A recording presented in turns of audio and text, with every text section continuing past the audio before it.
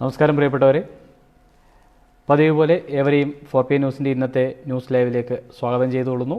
ഇന്ന് ഡിസംബർ 28 ഞായറാഴ്ചയാണ്. ആദ്യം നോട്ടിഫിക്കേഷൻ്റെ കാര്യം ഓർമ്മിപ്പിക്കുന്നു. 4PM ഫേസ്ബുക്ക് പേജ് ലൈക്ക് ചെയ്തുകൊണ്ട് ഫോളോയിങ് എന്നിടത്ത് ഫസ്റ്റ് എന്നാക്കി കഴിഞ്ഞാൽ ഞങ്ങൾ ചെയ്യുന്ന വാർത്തകളും ലൈവുമൊക്കെ പോസ്റ്റ് ചെയ്യുമ്പോൾ നിങ്ങൾക്ക് അതിനെപ്പറ്റി നോട്ടിഫിക്കേഷൻ ലഭിക്കും. ഈ കാര്യം ശ്രദ്ധിക്കണമെന്ന് അഭ്യർത്ഥിച്ചുകൊണ്ട് ആരംഭിക്കാം. ഇന്നത്തെ പ്രധാനപ്പെട്ട വൃത്താന്തങ്ങൾ. ധാരാളം പേർ വന്നുകൊണ്ടേയിരിക്കുന്നു.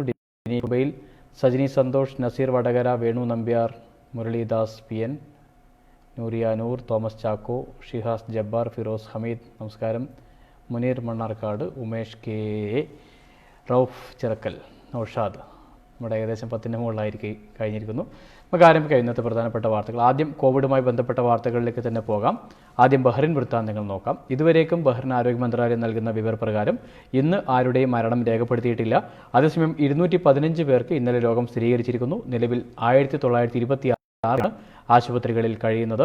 ഇന്നലെ രോഗമുക്തി നേടിയ 130 പേരടക്കം 89,456 പേരാണ് ഇപ്പോൾ രോഗമുക്തി ആകെ നേടിയിരിക്കുന്നത്.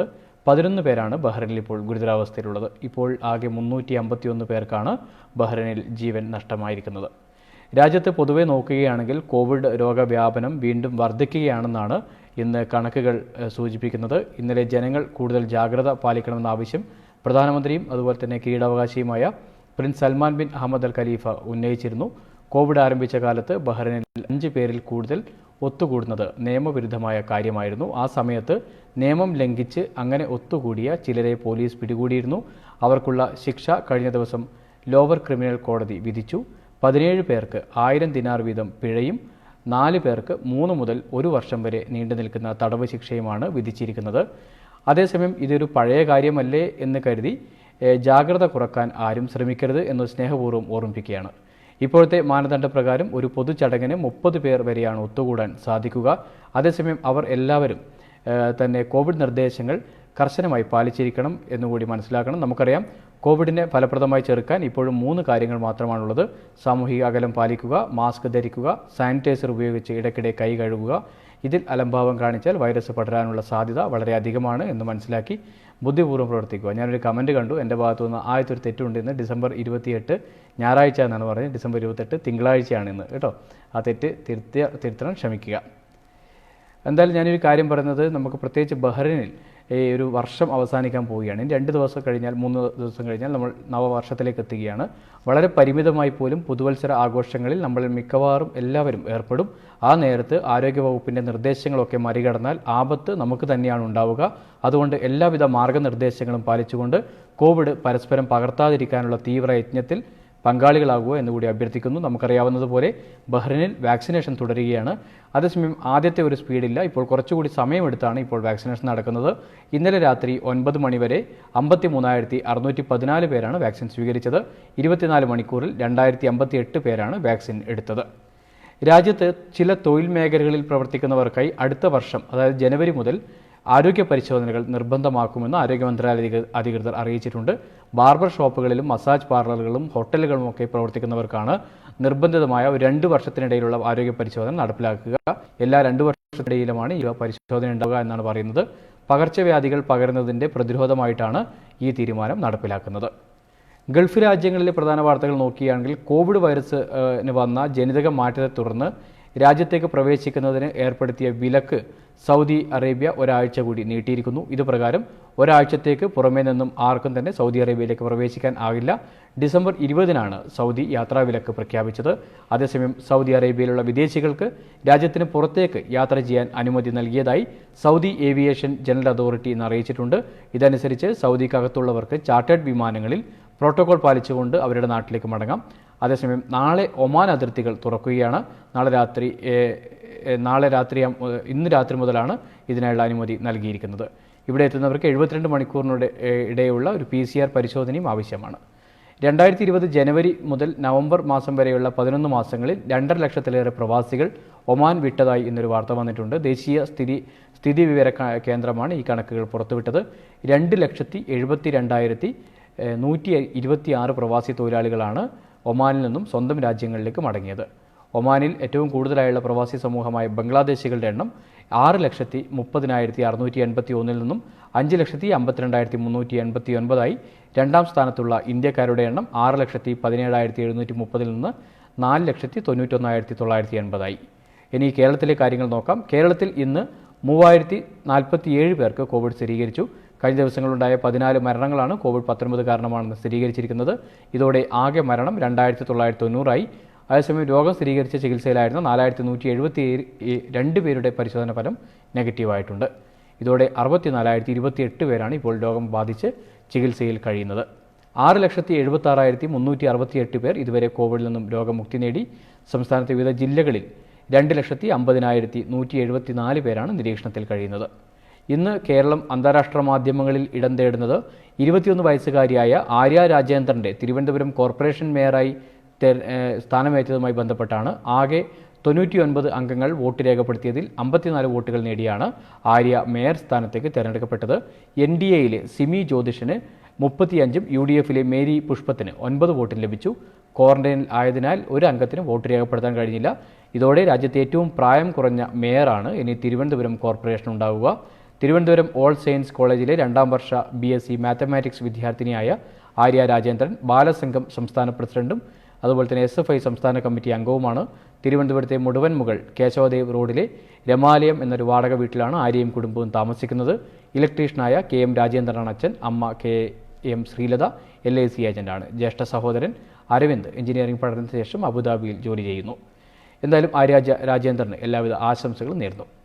വിവാദങ്ങൾക്കൊടുവിൽ പ്രത്യേക നിയമസഭാ സമ്മേളനം നടത്താൻ സർക്കാരിന് ഗവർണർ ആരിഫ് മുഹമ്മദ് ഖാൻ ഇന്ന് അനുമതി നൽകി. കേന്ദ്ര സർക്കാരിന്റെ കാർഷിക നിയമ ഭേദഗതിക്കെതിരായ പ്രമേയം പാസാക്കാനാണ് നിയമസഭയുടെ പ്രത്യേക സമ്മേളനം ചേരുന്നത്.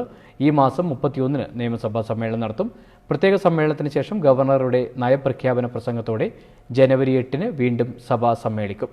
കാർഷിക നിയമങ്ങൾക്കെതിരായുള്ള പ്രമേയം പാസാക്കാൻ 23-ന് പ്രത്യേക സമ്മേളനം ചേരാൻ തീരുമാനിച്ചിരുന്നുവെങ്കിലും അന്ന് ഗവർണർ അനുമതി നിഷേധിച്ചിരുന്നു. കുട്ടികളുടെ അശ്ലീല ദൃശ്യങ്ങൾ ഡൗൺലോഡ് ചെയ്യുകയും സമൂഹ മാധ്യമങ്ങൾ വഴി പ്രചരിപ്പിക്കുകയും ചെയ്ത സംസ്ഥാനത്തെ 41 പേർ ഇന്ന് അറസ്റ്റിലായിരിക്കുന്നു. ഓപ്പറേഷൻ പി ഹണ്ട് എന്ന പേരിൽ സംസ്ഥാനത്ത് നടത്തിയ റെയ്ഡിലാണ് ഇത്രയും പേർ പിടിയിലായത്. 469 സ്ഥലങ്ങളിലാണ് റെയ്ഡ് നടന്നത്. 339 കേസുകൾ പോക്സോ വകുപ്പ് പ്രകാരം രജിസ്റ്റർ ചെയ്തിട്ടുണ്ട്. എല്ലാ ജില്ലകളിലും കേസ് രജിസ്റ്റർ ആയിട്ടുണ്ട്. അറസ്റ്റിലായവർ ഒരു ഡോക്ടറും IT വിദഗ്ധനും പോലീസ് ട്രെയിനിയും ഒക്കെ ഉൾപ്പെടുന്നു. ഗൂഗിൾ ക്രോം ഉൾപ്പെടെയുള്ള ബ്രൗസറുകളിലൂടെയും വാട്സപ്പ്, ഫേസ്ബുക്ക്, ട്വിറ്റർ, ടെലിഗ്രാം തുടങ്ങിയ മാധ്യമങ്ങളിലൂടെയുമാണ് കുട്ടികളുടെ അശ്ലീല ദൃശ്യങ്ങൾ കാണുന്നവരുടെയും പങ്കുവെക്കുന്നവരുടെയും ഫോണുകൾ സൈബർ സെല്ലിൻ്റെ നിരീക്ഷണത്തിൽ ആയിരുന്നത്. 6-നും 15-നും ഇടയിലുള്ള കുട്ടികളുടെ അശ്ലീല ദൃശ്യങ്ങൾ പ്രചരിപ്പിക്കുന്ന ഒരു വിവരം ലഭിച്ചതിൻ്റെ അടിസ്ഥാനത്തിലായിരുന്നു പരിശോധനയെന്ന് നേതൃത്വം നൽകിയ ADGP മനോജ് എബ്രഹാം അറിയിച്ചു. എന്തായാലും 2 വർഷത്തിനുള്ളിൽ ഈ ഒരു ഓപ്പറേഷനുമായി ബന്ധപ്പെട്ടുകൊണ്ട് 525 കേസുകളാണ് സംസ്ഥാനത്ത് രജിസ്റ്റർ ചെയ്തത്. കോടതി ഉത്തരവ് പ്രകാരം കയ്യേറ്റം ഒഴിപ്പിക്കാൻ എത്തിയവർക്ക് മുമ്പിൽ തീ കൊളുത്തി ആത്മഹത്യക്ക് ശ്രമിച്ച കുടുംബനാഥനും ഭാര്യയും ഇന്ന് മരണപ്പെട്ടു. നെയ്യാറ്റിങ്കര പോങ്ങയിൽ നെട്ടത്തോട്ടം കോളനിക്ക് സമീപം താമസിച്ച രാജനും ഭാര്യ അമ്പിളിയുമാണ് മരണപ്പെട്ടത്. കഴിഞ്ഞ 22-നാണ് ഇവർ രണ്ടുപേരും ജീവനൊടുക്കാൻ ശ്രമിച്ചത്. ഇന്ന് രാവിലെ രാജനും വൈകുന്നേരത്തോടെ ഭാര്യ അമ്പിളിയും മരണപ്പെടുകയുണ്ടായി. രാജൻ അയൽവാസിയായ വസന്തയുടെ വസ്തു കയ്യേറി കുടിൽ കെട്ടിയെന്ന പരാതി ഉണ്ടായിരുന്നു. തുടർന്ന് കോടതി നിയോഗിച്ച കമ്മീഷനുമായി വീട് ഒഴിപ്പിക്കാൻ എത്തിയപ്പോഴായിരുന്നു സംഭവം നടന്നത്. രാജൻ ഭാര്യയെ ചേർത്ത് പിടിച്ച് പെട്രോൾ ദേഹത്തൊഴിക്കുകയായിരുന്നു. ദേശീയ വാർത്തകളിലേക്ക് നോക്കുകയാണെങ്കിൽ രാജ്യത്ത് കോവിഡ് വാക്സിൻ പ്രതിരോധ കുത്തിവയ്പ് നൽകുന്നതിന് മുന്നോടിയായി 4 സംസ്ഥാനങ്ങളിൽ നാളെ കോവിഡ് വാക്സിൻ്റെ മോക്ക് ഡ്രിൽ നടത്തുകയാണ്. പഞ്ചാബ്, ആസം, ഗുജറാത്ത്, ആന്ധ്രാപ്രദേശ് എന്നീ സംസ്ഥാനങ്ങളിലാണ് ഈ ഡ്രൈ റൺ നടക്കുക. ഓരോ സംസ്ഥാനങ്ങളിലെയും തിരഞ്ഞെടുക്കപ്പെട്ട 2 ജില്ലകളിലാണ് മോക്ക് ഡ്രിൽ നടത്തുന്നത്. വാക്സിൻ കേന്ദ്രങ്ങളിൽ ഏർപ്പെടുത്തേണ്ട കുത്തിവയ്പ് ക്രമീകരണങ്ങളും വാക്സിനായുള്ള ശീതീകരണ സംവിധാനമടക്കമുള്ള സംവിധാനങ്ങളും ഈ ഘട്ടത്തിൽ പരിശോധനയ്ക്ക് വിധേയമാക്കും. വാക്സിൻ കുത്തിവെക്കുന്നത് ഒഴികെയുള്ള എല്ലാ പ്രക്രിയകളുമാണ് ഇവിടെ പരീക്ഷിക്കുന്നത്. കുത്തിവയ്പ്പിനെ തുടർന്ന് എന്തെങ്കിലും പ്രത്യാഘാതം ഉണ്ടായാൽ എങ്ങനെ അത് കൈകാര്യം ചെയ്യും, കേന്ദ്രങ്ങളിലെ അണുബാധ നിയന്ത്രണം തുടങ്ങിയവയുമൊക്കെ ഈ മോക്ക് ഡ്രില്ലിൽ നിരീക്ഷിക്കപ്പെടും. ജനുവരി ആദ്യത്തോടെയാണ് ഇന്ത്യ കോവിഡ് വാക്സിൻ നൽകാൻ ആരംഭിക്കുന്നത്. 1 മാസത്തിലധികമായി രാജ്യ തലസ്ഥാനത്ത് അവകാശത്തിനായി പ്രക്ഷോഭം ചെയ്തുകൊണ്ടിരിക്കുന്ന കർഷകരെ വീണ്ടും ചർച്ചയ്ക്ക് ക്ഷണിച്ച് കേന്ദ്ര സർക്കാർ ബുധനാഴ്ച 2 മണിക്കാണ് ചർച്ച തീരുമാനിച്ചിരിക്കുന്നത്. കൃഷിമന്ത്രിയാണ് ഇക്കാര്യം അറിയിച്ച് കർഷകർക്ക് കത്തയച്ചത്. AICC അധ്യക്ഷ സോണിയാഗാന്ധി, മുൻ അധ്യക്ഷൻ രാഹുൽ ഗാന്ധിയും ഇല്ലാതെ ഇന്ത്യൻ നാഷണൽ കോൺഗ്രസ് അതിൻ്റെ 136-ാം സ്ഥാപക ദിനം ആഘോഷിച്ചു.